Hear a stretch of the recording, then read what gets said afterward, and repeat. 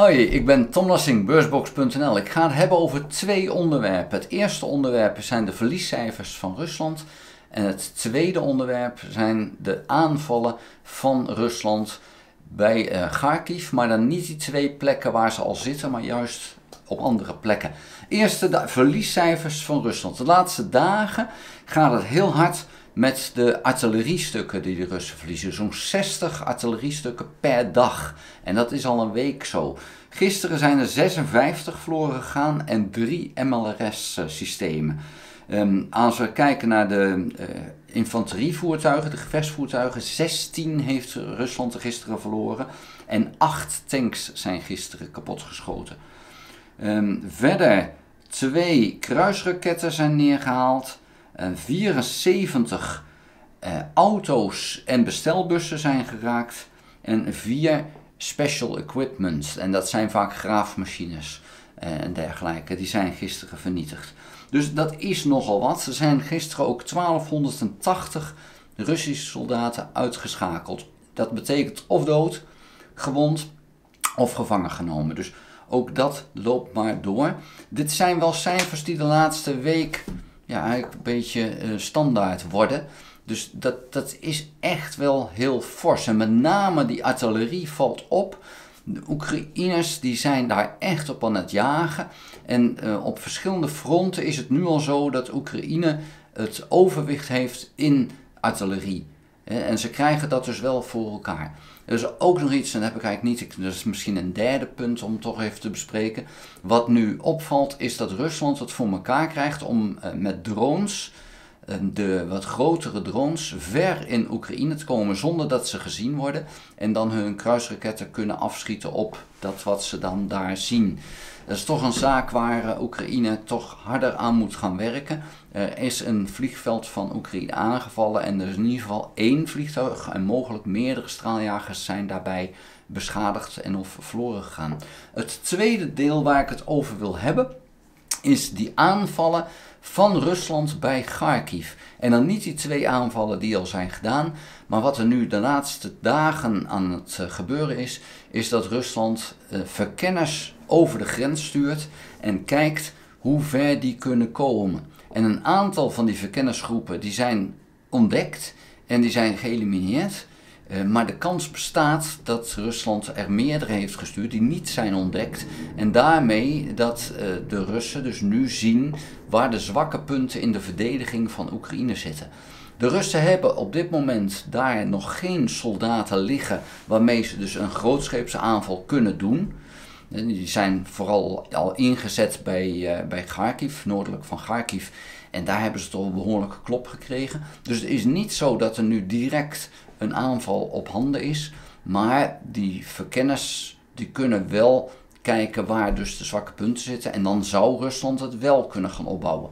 Waarom zou Rusland dat kunnen doen of willen doen? Dat is dan met name om het front voor Oekraïne groter te maken. Want Oekraïne heeft duidelijk een probleem om overal genoeg soldaten te krijgen. En het is dus het voordeel voor Oekraïne om de gevechten te beperken tot bepaalde fronten. Het voordeel voor de Russen zou kunnen zijn om juist het front zo breed mogelijk te maken. En als je dan het initiatief hebt op 1 plek echt fors aan te vallen. Nou is even de vraag of de Russen dat initiatief nog wel echt hebben. Want er zijn plekken waar ze nog steeds wel de muziek bepalen. Maar er zijn nu ook plekken waar Oekraïne aan het bepalen is van wij vallen hier aan. Dat is bij Kharkiv, maar dat is ook op andere plekken al zo. Nog niet heel talrijk, maar je ziet dus nu wel dat Oekraïne keihard terugslaat. En dat zien we onder andere dus in die artilleriestukken die ze vernietigen. Als ze die hebben vernietigd op een bepaalde plek, dan wordt het voor hun makkelijker om daar naar voren te treden. En dat zal dan mogelijk de aankomende weken gaan gebeuren. Dus ik ben heel benieuwd of dat initiatief wat de afgelopen maanden bij Rusland heeft gelegen, of dat daar wel blijft liggen. Juist terwijl Rusland nu het zomeroffensief zou willen starten. Maar daar hebben we nog niks van gezien. En daar zien we juist op dit moment nu dat Oekraïne wat meer het initiatief naar zich toe trekt. En dat ook moet doen, want Oekraïne moet voorkomen dat die Russen die muziek blijven bepalen en dus dat front verbreden en de Oekraïners nog verder verspreiden. Dat moet echt voorkomen worden. Dus wat dat betreft is het wel belangrijk dat Oekraïne dat initiatief ook weer pakt. Dus je kan alleen maar een oorlog winnen als je dat initiatief hebt. Dus dat is ook wel echt van belang, dat het initiatief weer bij Oekraïne komt te liggen. En ik verwacht ook dat dat gaat gebeuren. Maar het is even de vraag wanneer we dat echt gaan zien. Nou, vandaag heeft ook de Nederlandse regering bekendgemaakt dat de eerste 24 F-16's eraan gaan komen. Maar ja, dat liedje hebben we ook al maanden en maanden gehoord. Wanneer wordt het nu daadwerkelijk uitgevoerd? Ja, dat is dus de grote vraag. Er lijkt steeds meer beweging in te komen dat het gaat gebeuren. Maar ja, goed, ik zou mijn adem niet willen inhouden totdat het zover is. Want ik vrees dat het dan wel een hele lange bedoeling gaat worden. Dus het duurt en het duurt. Het zou goed zijn als we het geheim zouden houden wanneer ze komen. En door juist iedere keer weer te zeggen, ja, ze komen. Je bereidt die Russen daar wel op voor. En dat is dan wel jammer, want het is zo mooi als het op een gegeven moment ineens zover is. En die Russen erachter komen, wat is er nu gebeurd? Waarom hebben wij zo klop gekregen? Hoe kan dit? Dan heb je een voordeel van het feit dat die F-16's er ineens zijn. Want dat is dan een verrassing. En die verrassing wordt een beetje weggenomen door steeds meer duidelijk te maken wanneer ze dan precies komen. En ik vind dat jammer, maar goed, daar zullen we het mee moeten doen helaas. Maar het lijkt er dus nu op dat het eraan zit te komen. Maar dat weet iedereen. We weten allemaal van, ja, het zou deze zomer gaan gebeuren. Ja, zolang dat die zomer er is, kan het dan ook daadwerkelijk gebeuren.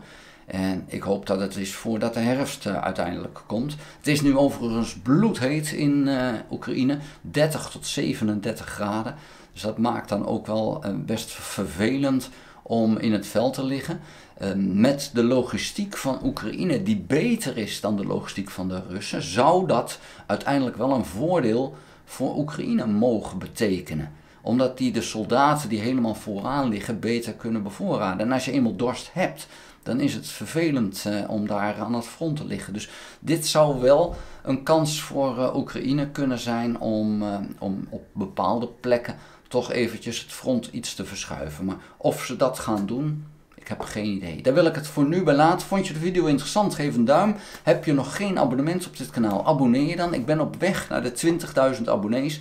Dat is voor mij nu even het eerste doel. En het voordeel daarvan is dat YouTube dan haar algoritme wat sneller op mijn video's laat vallen. Hoe groter het kanaal, hoe meer aandacht er vanuit YouTube gratis naartoe gaat. En ja, ik maak de video's om ze te laten zien. En als YouTube daarbij wil meewerken omdat het kanaal groter wordt, dan is dat alleen maar beter. Dus abonneer je als je nog niet geabonneerd bent. Ga ook naar www.beursbox.nl en schrijf daarin op de gratis nieuwsbrief. Dank voor het kijken, tot de volgende keer. Houdoe!